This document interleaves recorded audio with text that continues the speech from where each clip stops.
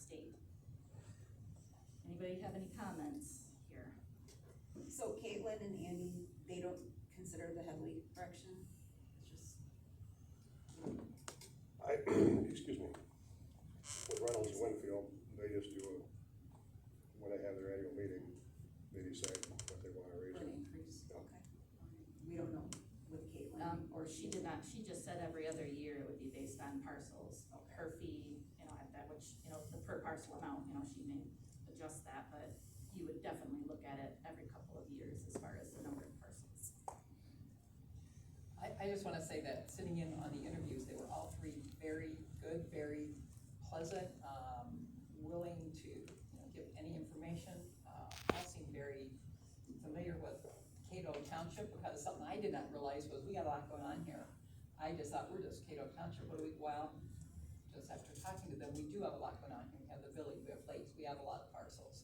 I spoke with another, assessor who says that we have a lot going on here, and their rate was $17 a parcel, so, I've been all over the board about who is best for us. They're all right close. Caitlin doesn't live close, but she works close, and she has, I think her parents are in St. John's. She said she stays there a lot when she's working up this way, so they all seem to have really good access to Cato. They were all familiar with Montcalm County, and it's not gonna be an easy decision, because they're all very good and very qualified. The only, I see Seth and Caitlin have been through an audit before. Andy's newer has not, but nothing that, probably not able to handle. He's been an assessor for a few years. He's been in local government, been a supervisor for a long time, so it's not an easy decision. So, like I said, I've been all over it for the past week and a half. And I know you guys just got this to look at, so good luck. Anybody else have any comments?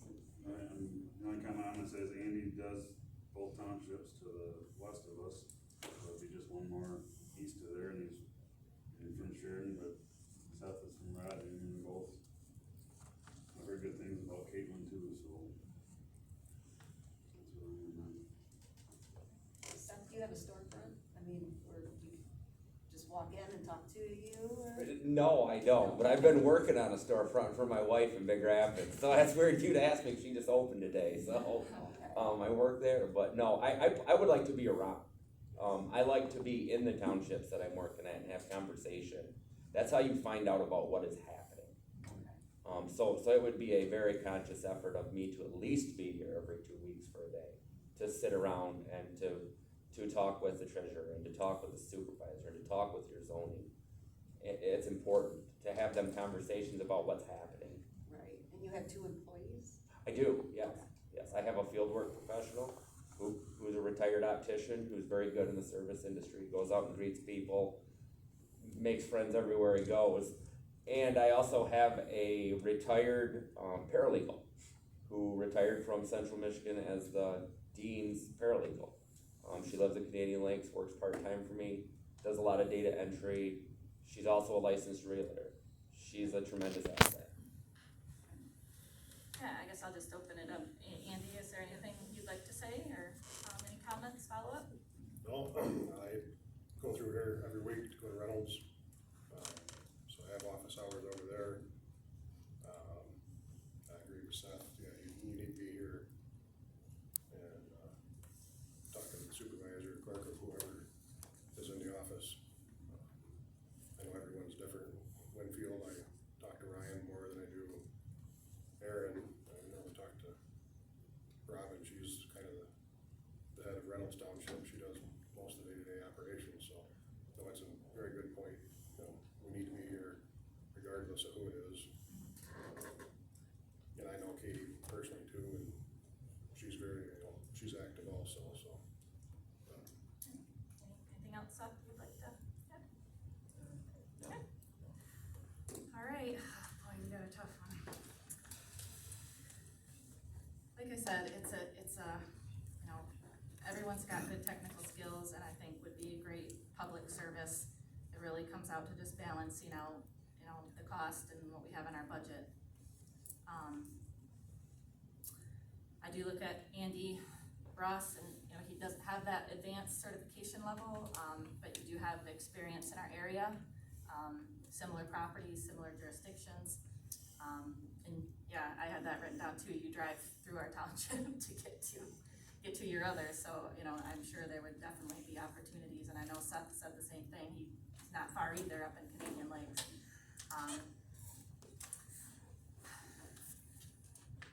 I just think, Andy's price point might be more in line with what we're currently paying, what we've got in our budget.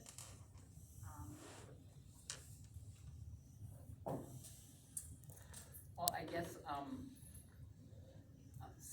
guess Seth with the up to 5% increase, I guess that's the only bad thing I see, looking at Seth's. He does have the other two people, which I think is really a nice, plus. Not knowing, next year what the rate will be, I guess he's the more expensive, so being financially responsible, I guess I would look at the other two. When I see the other two, I see Caitlin has a little more certification and been through audits, contract, which, plus or minus. But like I said, Andy's right here, close, local, so it's a tough one. Paper, scissors. I'll throw a motion out here that we make an offer of employment to Andy Ross, with a base salary of $34,500, which would be a 2.2% increase from what we're paying. Plus, we would pay on his behalf into Social Security and Medicare at 7.65%. That would put us, not my numbers in front of me, but actually I do. Just over what we're paying now. Contingent on a satisfactory background check, of course, and reporting to the supervisor, kind of has been historically the one who oversees that department, reporting monthly, whether that's a phone call or a stop-in. I guess I would make that motion. It's kind of where I'm landing as far as, again, I listed the criteria. Again, everyone's a great candidate, but we have to narrow it down. Is there support for that? Motion's been made and supported. Is there further discussion? I will say that, Andy had mentioned before he would like to review the BSNA records before he committed to anything. So if he were to, make the formal offer, we'd set a time frame of when he would have to accept that by, and in the meantime, we would have to get him the records he wants to look at. I would say end of day next Monday would be enough time. Would that be enough time to, and then once that was ironed out, then getting with Debbie and doing the transition.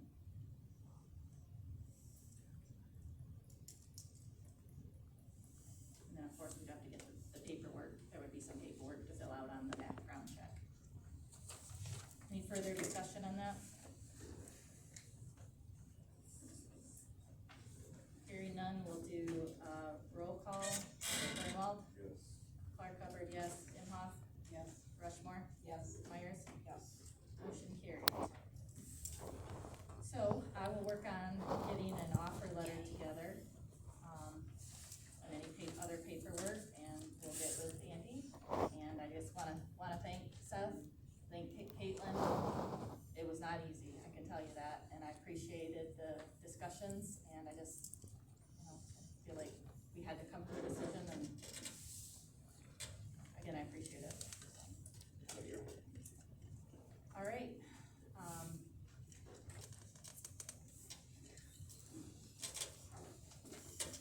So that brings us to our final public comment session. So we'll limit it to 3 minutes per person, and opened up to any topic anybody wants to address. And just please make sure you state your name and what township you're from.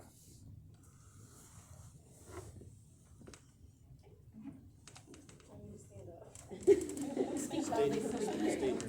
Mallory Bellamatter, I live in Cato Township. I wrote something that I just wanna read so I can get all my thoughts out. Okay.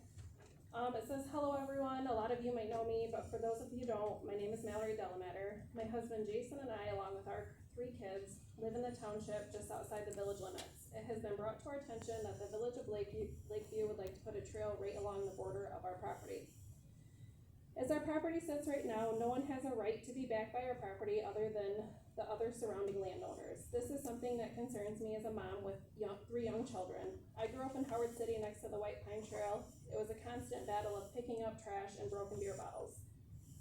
I want to ask all of you, would you want this trail going through your front yard? I also want to bring to your attention that the trail through the north end of the cemetery was blocked. In quote, there were some issues with people not being nice to the trail, which is quoted directly from a village board member. I come to the township to ask you some questions because I know Cato Township pledged money for this said trail. I want to be confident that you as the township know what is going on with this project and the impact it will have on the surrounding citizens. I also want to ask, do any of you have an actual map of where this trail will go? I have seen the map that the village has provided and heard some of the village board say that's not even an updated map, so it doesn't matter. If that's not updated, then where do we get one? Or do we not get to see one until it's going in right next to our property? Do we know what phase this project is in, which you talked a little bit about that? Are there surveys taken? Who will be responsible for patrolling this area? And do we know how this trail will be finished? I've heard a couple different theories that like through the railroad bed where we live, it would be crushed concrete and not paved. I would like to find out all those things. And I would like you guys to help me answer these since money was pledged by our township to fund it. I hope it's the people who represent this township, you make sure it's what a majority of the citizens want. Also, a surrounding landowner mentioned the railroad property was diverted back to surrounding landowners. If that's the case, then why is Darren Dode saying the railroad gave him permission to use the land? How can we find out what the truth is? I appreciate all your guys' time. Anyone else? Hi, I'm Janet Klebush, I live in Cato Township. Can you speak up a little bit? I didn't catch the name for the record. Janet Klebush. Janet Clybush in Cato Township. I'm with Mallory. Okay. We have seen a map, but don't know which one is the truth. Okay. And also, being the map that I saw would run along the west side of my property through the kind of swamp area near the power lines, right off Tamarack. Okay. Through that area.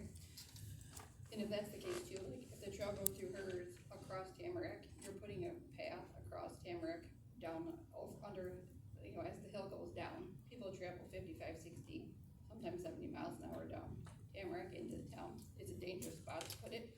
Even putting it at Vail is crazy because that's a dangerous intersection. People have been killed there. Definitely need to know the truth where it's going, and just curious why you guys gave the permission to the village to put the walking path into Cato Township. Who's gonna pay for the maintenance? I don't feel that I should have to pay more taxes for a path that maybe 30% of the people may use. And we also heard too that if you're putting parking lots in down Vail near the airport, that could bring a lot of different situations with drugs being sold, partying, who knows what will go on. That's a little concerning. And then just the traffic, the violence, or the vandalism. I know there could be a vandalism here in town just a couple of days ago, or like during last week. Kinda makes me nervous, being on the outskirts. Who's gonna watch it? Or like, I never see, do you ever see the police from Montcalm County? We're not in the village, well, yeah, Montcalm County. We never see Montcalm County. The village cop once in a while is down our street, which is kinda odd.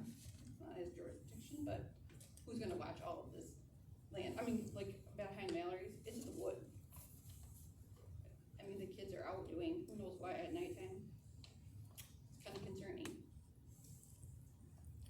So, just questions. Thank you. Yep. Anybody else? Thank you guys for your work. All right, last call. Yeah. Oh, Ron Buckholz, Cato Township. okay.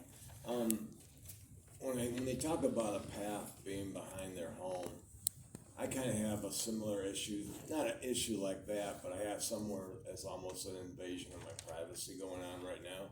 And I can definitely, stand with Mallory, because even with little kids, I got a 4 and 7-year-old grandchild, I have no idea who's coming on my property next to me.